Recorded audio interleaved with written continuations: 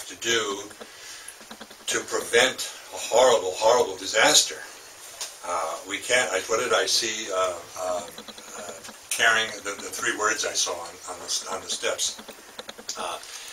I've forgotten, but we've got a guy on the other side who has no compassion, no real feeling, no true caring, simple caring or respect. He's a bully.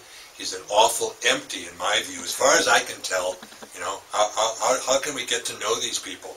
I do know that on the other side, we have a compassionate, hard-working, dedicated person who understands what it is to struggle and who understands that your job as president is to try to make life better for everybody in America, regardless of party affiliation.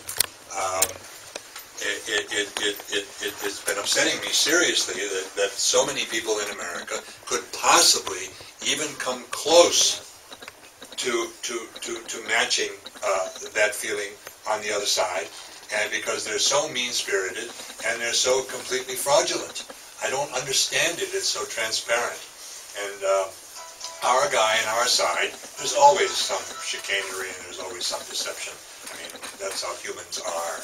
But the Democrats, as far as I can tell, especially this year and for a long time, are straightforward and honest, and at least they have the character and the guts to say what we mean and let you decide whether it's acceptable to you. And then you have a whole other side whose entire tactic seems to be, don't let them know, restrict and reduce and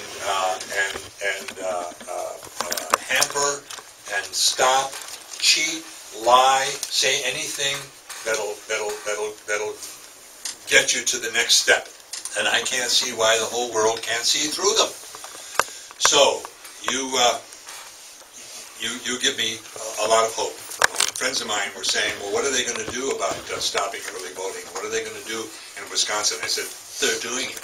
They're on the streets. They're on the sidewalks. They're at the houses. They're pounding the pavement. And they're getting people out to register and to vote, because we can't let this other person get there. We can't let it happen. And I feel I want to make it happen. I'm an actor, so they write these great scenes for you, and they make you a hero. And I said, I need a writer to give me that power so I can stop it. But it's not a movie. It's not a TV show. It's real. And it makes me sick, because it scares me. I'm concerned about every issue, because I think our views on all the issues are the correct ones. He's made so much obvious progress that it would be a horrible, horrible shame and crime to stop him now, as he says so honestly and so clearly. We're doing this because it's the right thing to do. You never hear that from the other side. The other side is, we're doing this so we can regain power and help the privileged, because that's who we are, and we have no respect for the poor, for the disenfranchised, and for minorities, because we are superior. And that's disgusting. That's disgusting anywhere, but it's particularly disgusting in America. And if this guy ever gets to a point, 1 or 2 or even more, somebody suggested more to me the other day, justices to the Supreme Court, I said, oh no, please, no, that can't happen. That's not a laughing matter, because that affects everybody for a long, long time.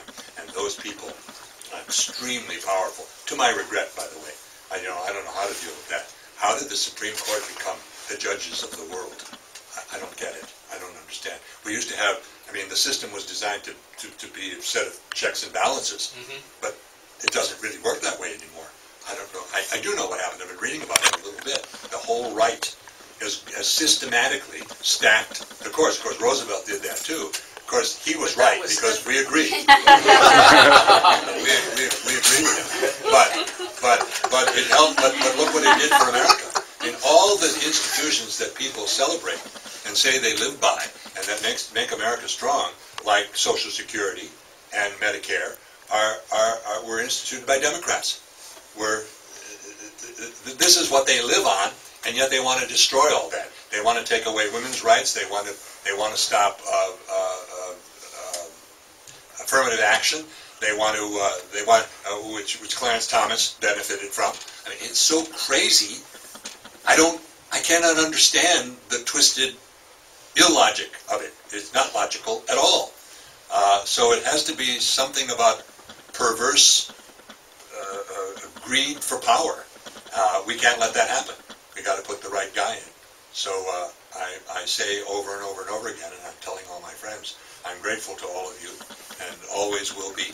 And we're going to win. We have to win. So thank you for asking me here.